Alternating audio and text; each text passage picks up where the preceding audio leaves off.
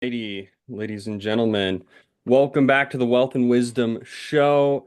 Today I have a very special guest. In fact, when I was reading through his profile he sent me, I was wondering why the hell is he on a show as small as ours? But I'm really, really excited. As I was reading through his information, I told him before the show I was keeping myself from jumping out of bed at 11 o'clock at night with how much synergy there is between Jay Samit's new book, The Second Act Advantage, and what we talk about here on Wealth and Wisdom. Jay, why don't you introduce yourselves to everyone who watches the show and let people know who you are and what you do? Hey, I'm Jay, serial entrepreneur, raised hundreds of millions of dollars for startups. Billions of people use the companies that I help launch, things like eBay and LinkedIn and Facebook. And I've run large companies, and I've spent the past decade paying it forward, writing books to show people how to be successful, taught how to create a high-tech startup. And then my best student did $100 million in a semester, not make-believe money, Wow. real money. So it can be taught. My books are in a dozen languages around the world, and we're going into an era where AI will wipe out about a third of all jobs. So whether by choice or circumstance, your career is about to be disrupted. And so the second act advantage is all about showing people how they can do a second act, whether you're, an Olympic athlete that came in 1/200th of a second late, or you're somebody retiring after 20 years as a cop, or any stage of life. But what got you to where you are in life will not get you through the next 10 years. So that's me. Thank you very much. And incidentally, Jay, one of the things I've actually been talking about a lot with people recently is AI, is the AI disruption. Obviously, I don't know how much you watch financial markets on a daily basis, but right now there's a lot of pain around AI. I know a lot of software companies just sold off over the past several weeks because of, and I can't remember the name of the small shop that released the study, but there was a study that came out saying that AI was going to wipe out a whole bunch of white collar and software jobs, and people are panicked. So But 10 years ago, when I go wrote for it. Disrupt You, I said a third of the jobs will disappear by 2030. Hmm. Okay. When I spoke at Davos, ahead of me was the head of the International Monetary Fund, somebody that has access to all the data and Right. doesn't have to do any hyperbole. And she said 30% of all jobs will disappear in the next 2 years. So this is happening. I Right. was chairman of one of the public AI companies. All the technologies that I've been involved in, I spend my life doing this to make the world better, but there's Hmm. always unintended consequences. For And sure. then there's evil people that can make anything into a weapon. So Hmm. initially, you're not going to lose your job to AI. You're going to lose your job to someone who's using AI Hmm. better than you. Right. And you may do your job great, but your whole company or your whole sector can disappear. I ran the world's largest music company at the time when Napster suddenly made stealing music easier than buying it. Right. So, in between laying off thousands of people and not signing artists, we had to come up with new solutions. And the idea is to learn how to turn obstacles into opportunities. Hmm. And the second act advantage, really, you should look at this time as the greatest opportunity in history because there'll be so much disruption. There's tons of new opportunity. And that's what you have to look at. If everything was Right. going the same way, the same Fortune 500 companies were always on top, best you can hope for is a job. But of the Right. original Fortune 500 companies, less than 10% are still in existence. So Hmm. what does that Right. tell you? Getting that big job at the big company isn't security that's robbing your ambition. It's the illusion of security. Right. One of the things that I did different this time that AI allows me to do Hmm. is I've heard from readers in 140 countries. I don't say that to brag. I say that it's amazing you put ideas in the world and we're all connected. No, yeah. But when I write something, I don't know where the reader is coming from in their life. I don't know, what they don't know, what that perspective is. The second issue is the second you publish a book, it is out of date by definition. So the second act advantage comes with a custom built AI Hmm. called Digital J, so that as you're planning your life and planning what you want to do, you have a mentor next to you that you can ask things of. I don't gather any information or anything, so it all stays with you, nothing to download. And you can map out what you want to achieve. Many people, what holds them back is a fear of even asking people for questions because they don't want to feel stupid. Hmm. You know, every brain surgeon started exactly where you are now and then Right. learned everything to be a brain surgeon.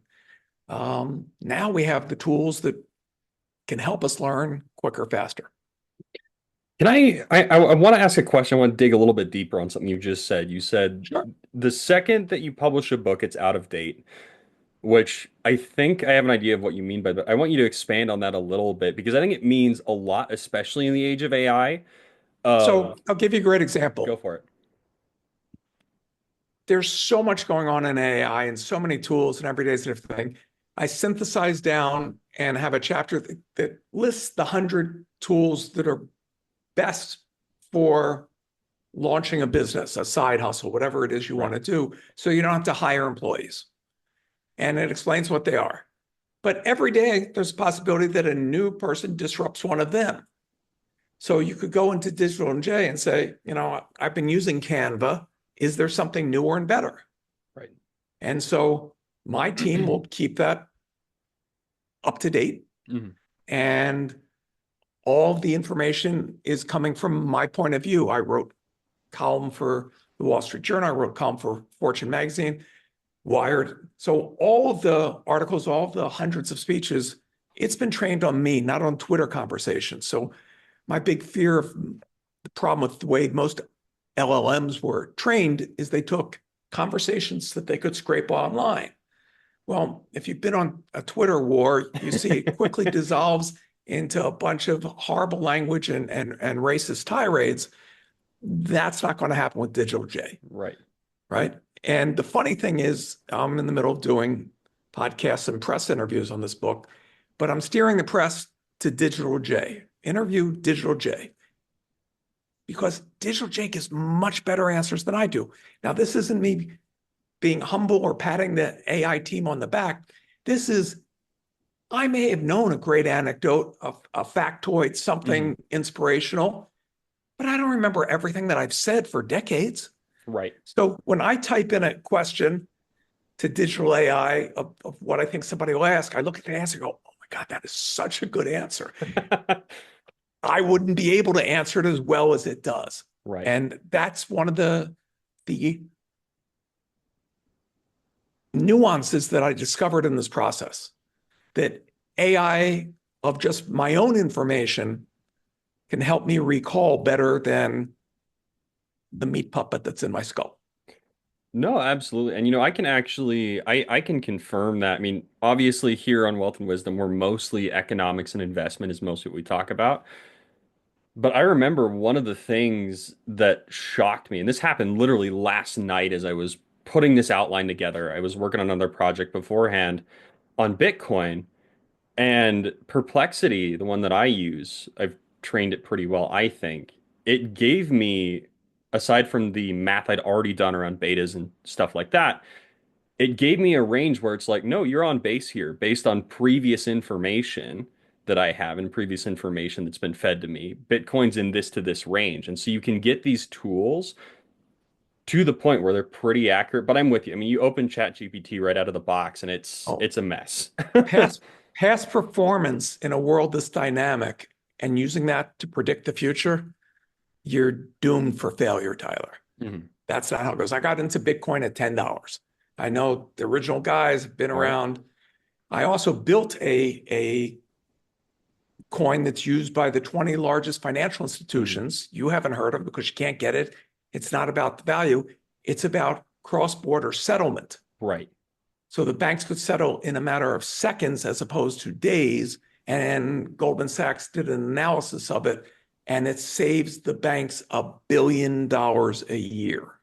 So here's what people don't realize. These tools are also consolidating wealth. The Right. 30,000 richest people in the United States, we're not talking the 1%. We're not talking 100%. We're talking teeny, have 90% of everything, all the Yep. land, all the stock. The middle class is an illusion. I got to grow up when it existed. I've got gray hair. Most college kids today graduate with a mortgage, but not a house. So the idea that you're going to go that path of go to good school, get good grades, and get a good job. Mhm. Well, the past 2 years, 67% of college graduates from major universities, not, never heard of you, .edu, are not getting hired. Yeah. It's now a glass floor. We Right. used to have the glass ceiling where women couldn't get promoted. Now people can't get entry-level jobs because AI does it better. I was vice chairman of a company that did $44 billion a year of consulting. Hmm. Okay. Largest consulting, oldest consulting company. Everything that they do, AI can do. So what's Right. their future?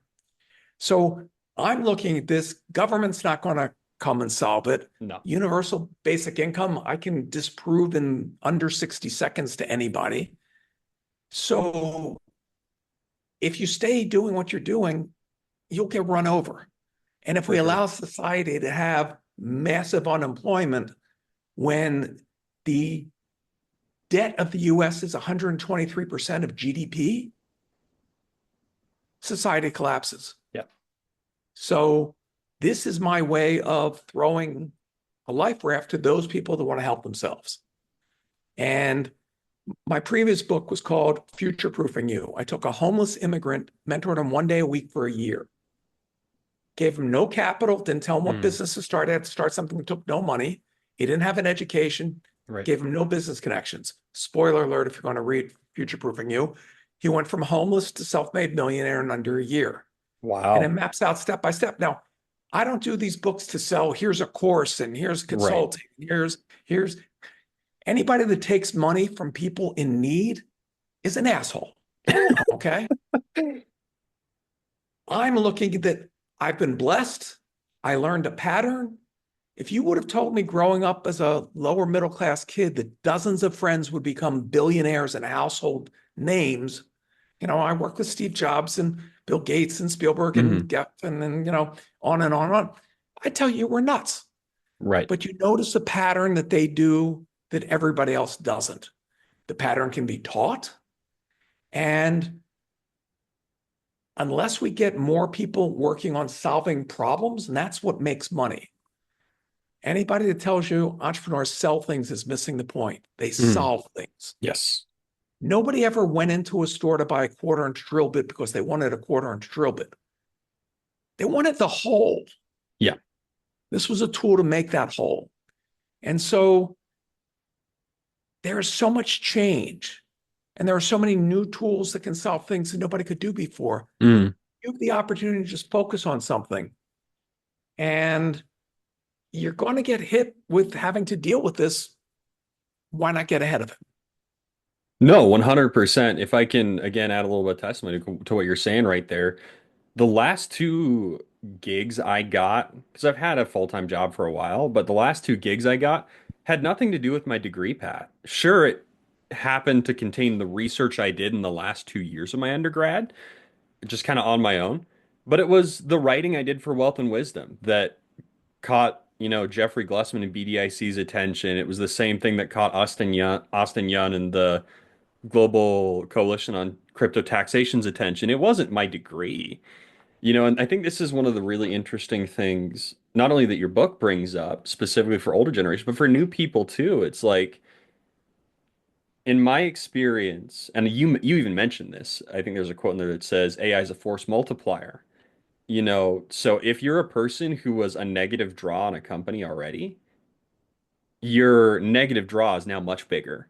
And if you're someone who in life or in a business was already doing more than their share and carrying more than their load, AI is just going to make you better. It's going to make you more valuable. You're going to be able to do more things than you did before because it's a tool. It's a tool that you can use. And I appreciate that yours isn't just some generic LLM, that it's very, very trained. Because for me personally, I see that as the future of AI is not these big algebraic learning models. It's very targeted tools Well, moving the forward. problem with LLMs, and that's a topic for another show, because there's other approaches than Yeah, LLMs. right. There's active inference, which it actually learns. LLMs don't learn. They're great for breast cancer. They're great for a ton of things. But here's the problem.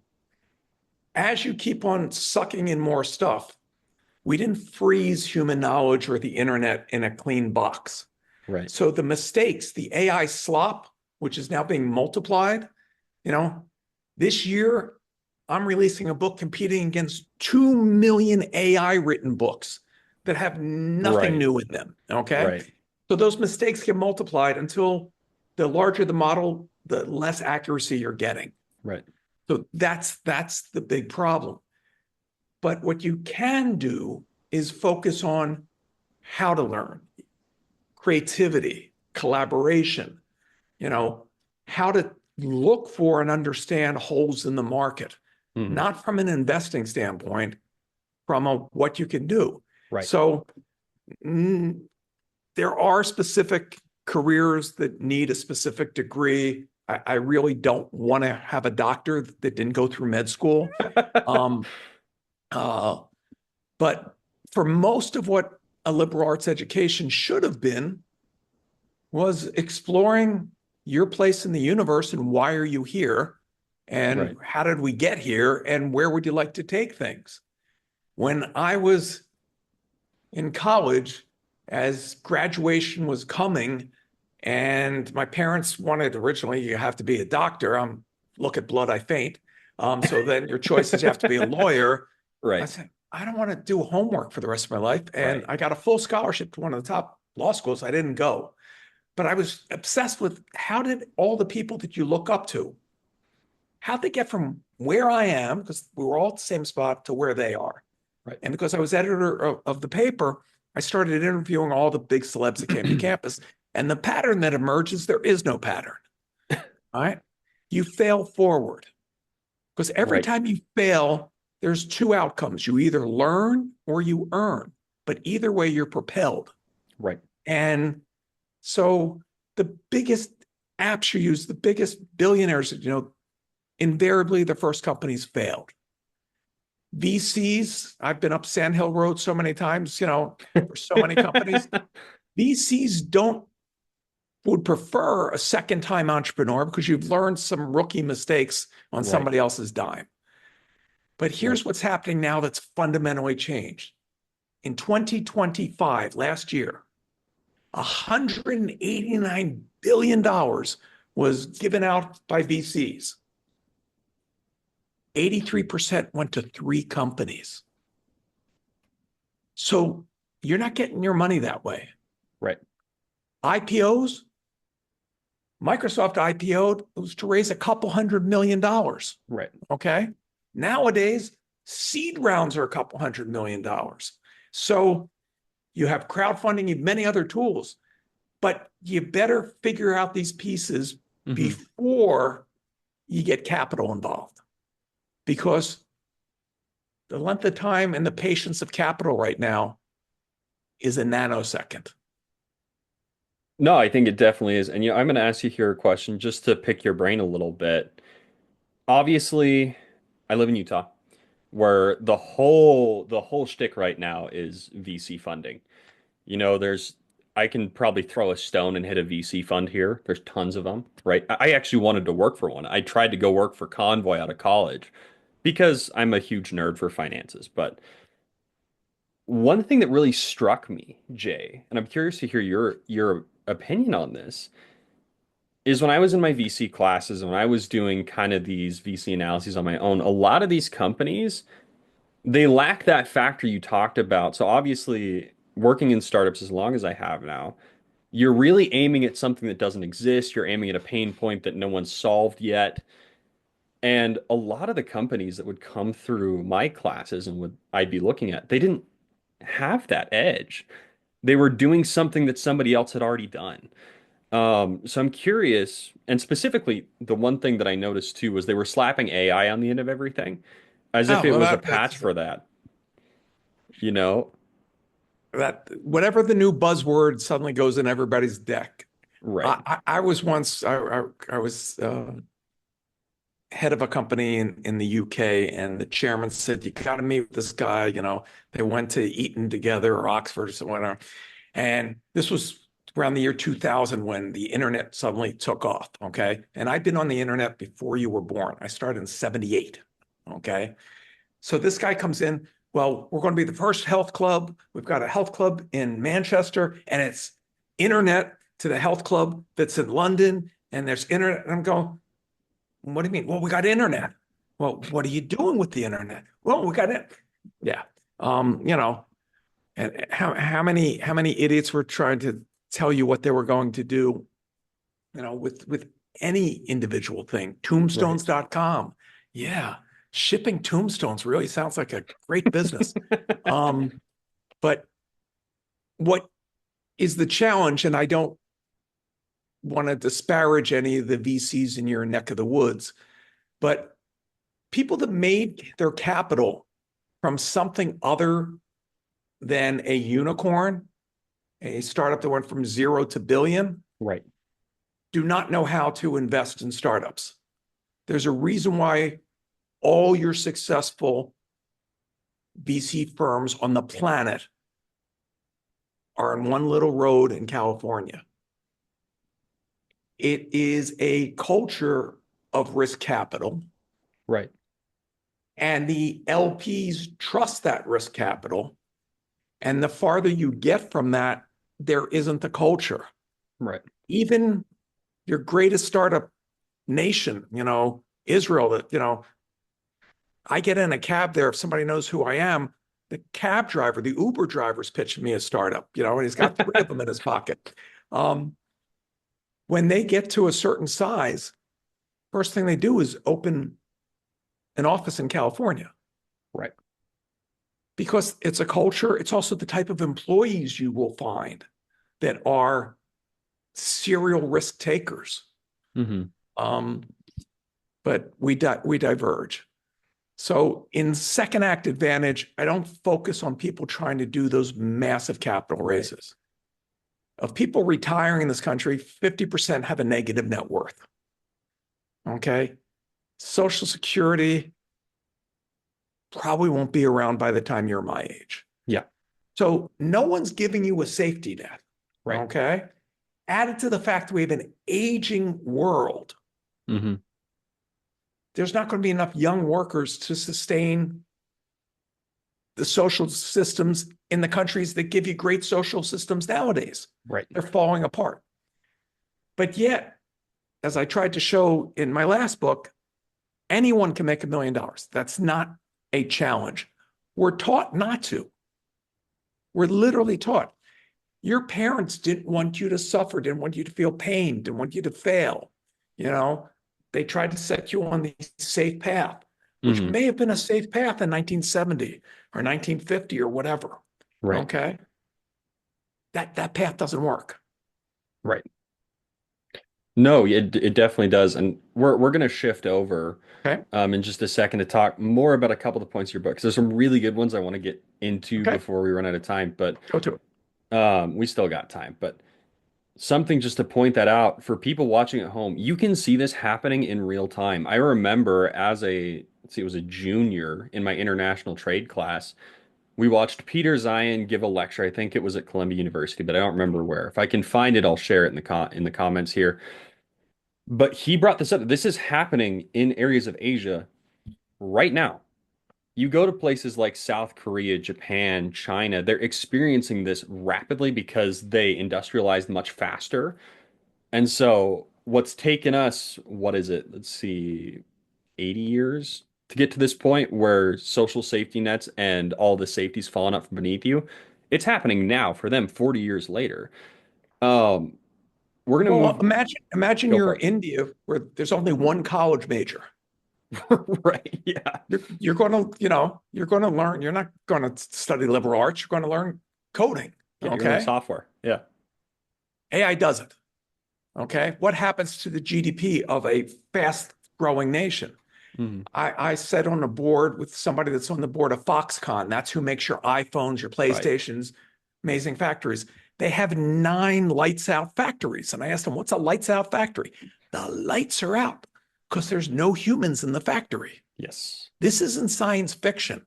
The giant warehouse distribution centers that Amazon's building. There's one that I pass on the freeway all the time. It's the size of multiple football fields. There are virtually zero humans in there. Yes. Yes. And so AI is taking care of the white collar humanoids, which I talk about the positive aspects of humanoid robots.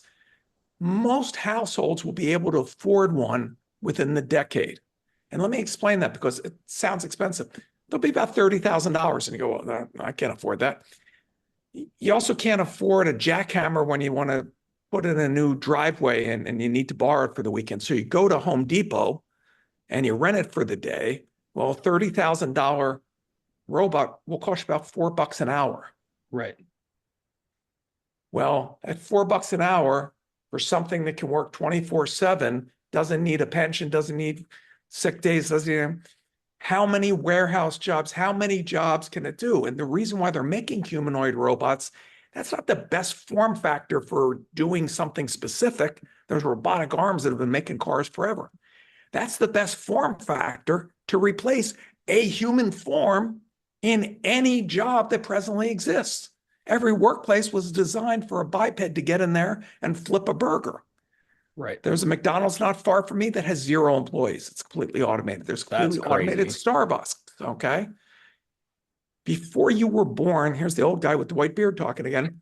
I went to the CEO of McDonald's and said, why don't you, instead of having somebody behind the counter that you talk to and they touch basically a touch screen cash register, big Coke, little Coke, Right. medium Coke, big fry, it's all pictures, right? Why not just put a touch screen and let the customer do it, because the customer is more highly educated than the person working there. They thought I was nuts. This is 1980s, okay? Fast forward to minimum wage at $20. Everybody's got a touch screen. It's all self-serve. I put the first touch screens into airports. You used to have to wait in line and everybody had to figure out, boom, boom, here's a boarding pass, boom. Okay. Multiply that now to any type of job that required minor dexterity and minor moving of things. So this is all we should be talking about. This is all that Washington should be focused on. And with the second act advantage, what I really do is tell the people that are feeling pushed out and not worthy, you have a few advantages. That's why it's called second act advantage that those starting out don't have. Right. You've dealt with other hardships. You've solved problems. You've worked through interpersonal relationships. You've got gray hair by earning it. Right. Right. And that wisdom can be multiplied with the tools that do the stuff that was inane. Right. Nobody fills a back room with servers to get on the internet. They use AWS. Right. Okay. You don't need software anymore. Okay. You don't need most of what employees do. I was number 3 at a place called Sony worldwide. Mm-hmm. Of the hundreds of thousands of people, less than a fraction of a percent had anything to do with what moved the needle to increasing revenues. The rest was just a dinosaur that lumbers forward. So you had some questions you wanted to get to. Yes, and because we're down to our last 10 minutes here, but one of the first ones I want to bring up, you shoehorned directly into what I wanted to ask here. You found some pretty amazing stuff in this book. Starting out, we're talking about this book, as far as I understand it, is aimed at the people who have their experience already. This is the 40 plus. This is the people approaching retirement. Walk us through what you discovered there, because a couple of those points are crazy about what retirement does to you, and these people. Talk me through that really quick. So here's what retirement was invented as a concept 100 years ago when life expectancy was 35. Okay.